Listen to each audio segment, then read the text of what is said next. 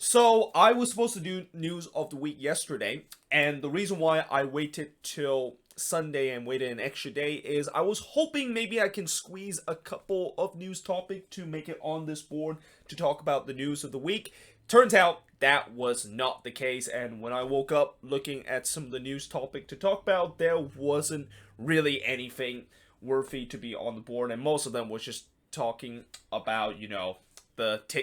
the stay at home challenge and the whole other stuff that is not related to MLS. But obviously, the first thing I'm going to be talking about is something that I could have actually made a video about it, but I didn't do it because I feel like we knew this was going to happen, which is MLS will now be suspended till May 10th after following the CDC recommendation of banning gatherings of 50 people for 8 weeks. And, we knew that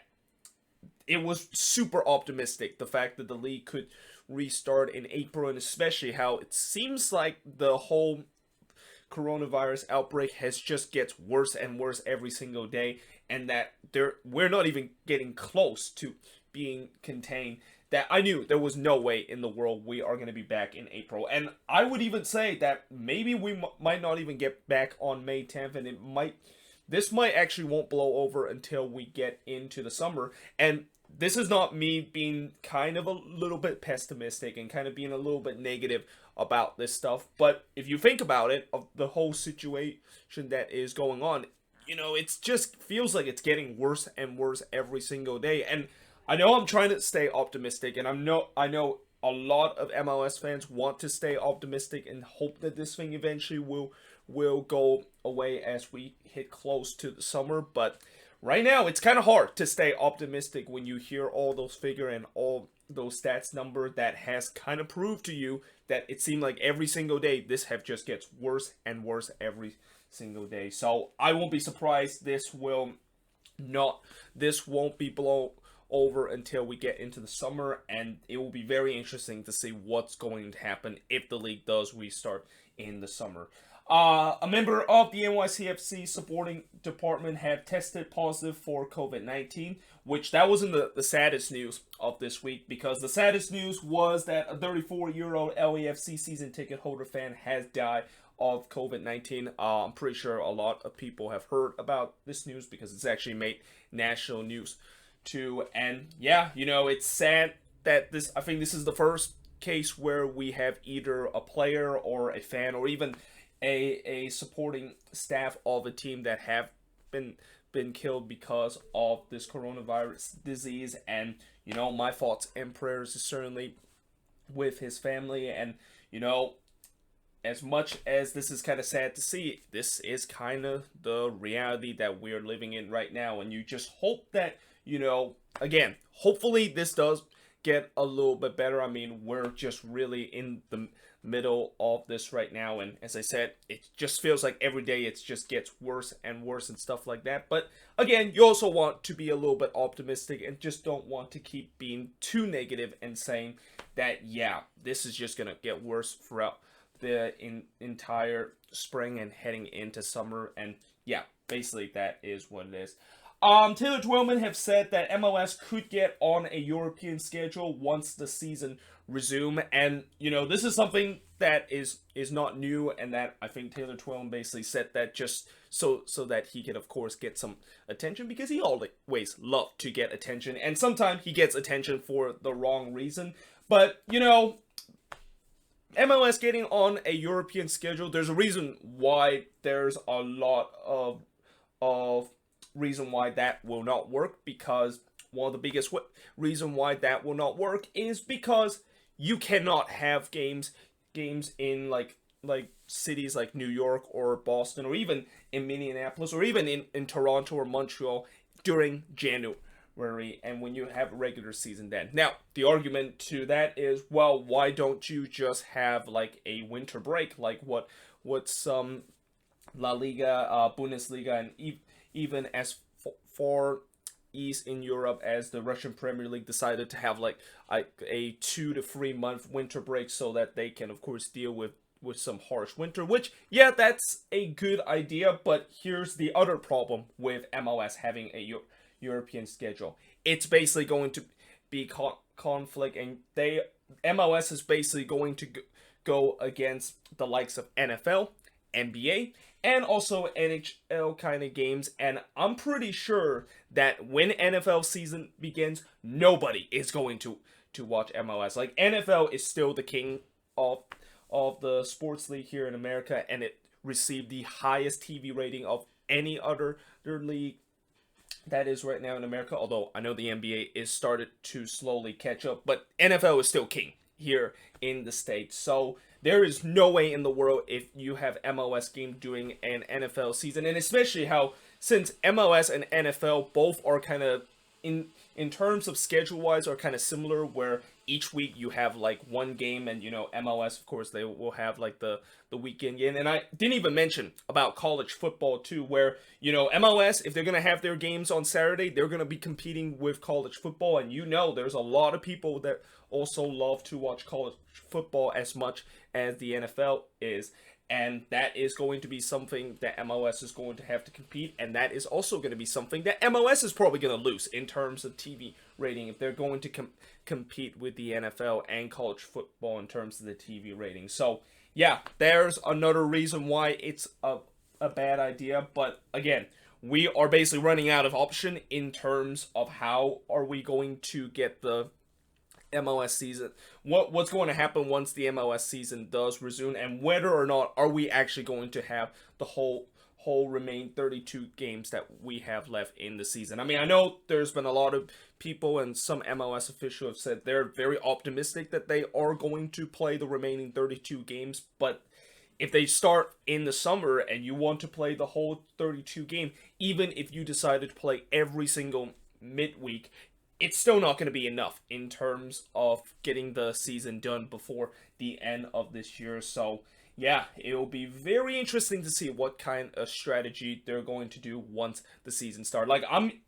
more eager in terms of what they're actually going to do once they start the season than actually when are they actually going to be coming back into action, and when is the suspension that MLSs have because of this whole coronavirus outbreak is going to be over.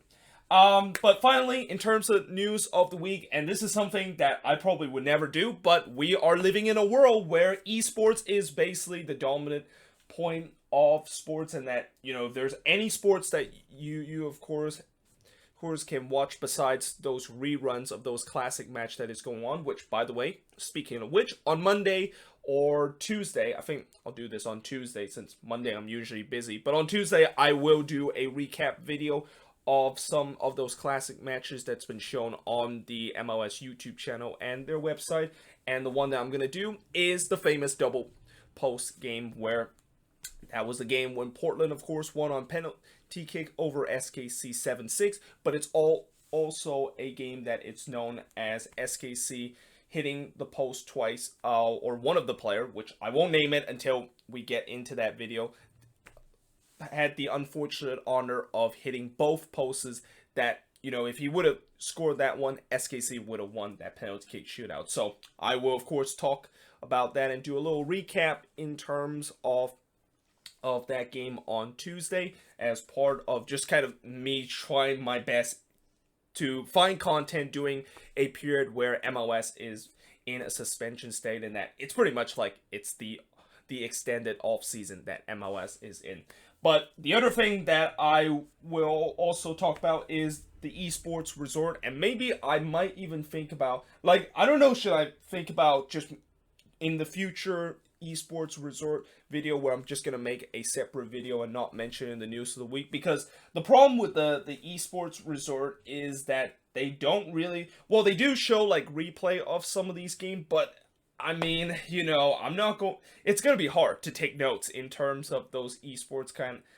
of games, because it's much more fast paced than the actual games, and I'm just gonna write so much notes in terms of some of these games that goes very crazy that I'm not going to fill up the whole board. And when you look at some of these esports games, they don't just have one game. They actually have a best of 3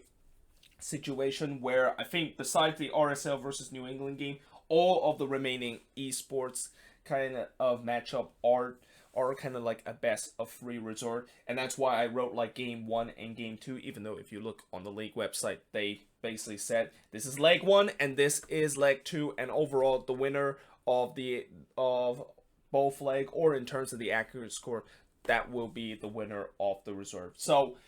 without further ado, let's talk about some of these esports resort. First of all, we got Vancouver and NYCFC, and NYCFC was able to win both of the game, unsurprisingly. They, of course, won 3-1 against Vancouver, then won 1-0 against Vancouver at home. Now, in the other matchup, and this is probably the biggest surprise of the esports weekend, is Nashville winning 6-2 against Columbus. Yes, that's right. Nashville actually scores 6 goals, which I have no idea how in the world that Nashville was able to put 6 goals on the board, and also have no idea how Domenico Boggi decided to rediscover his form a couple of years ago and score a hat-trick in this game against Columbus. But that's what happened, and Nashville took a surprising 6-2 victory, and then they took even a more surprising 3-1 victory on the road against Columbus to win that series. I mean, I don't think a lot of people saw this one coming with the way that Nashville would actually get their first win in their MLS franchise history against a Columbus Crew team that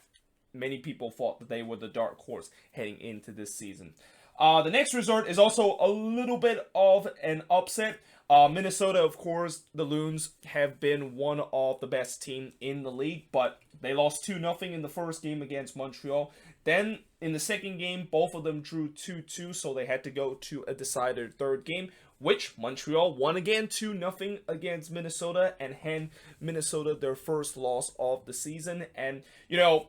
I want to say this is kind of a surprising resort because, you know, Montreal, a lot of people didn't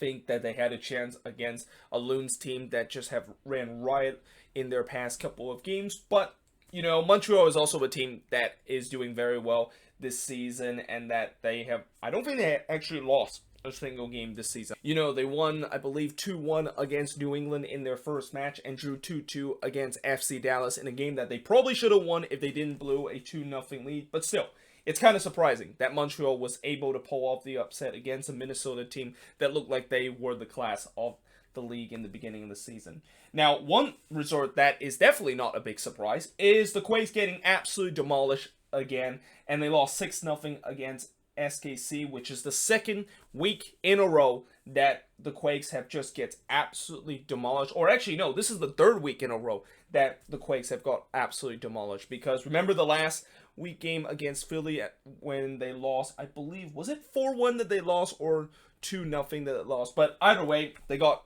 absolutely embarrassed by SKC in this game, and I have a feeling Polito probably score a couple of goals in that game to just amps up more pains in terms of the Quakes fandom, with the way that they probably should have got him during the off season, and now he is going to be, he of course got snatched up by SKC, and now he's basically adding insult to injury of the Quakes decide not to get him by scoring goals against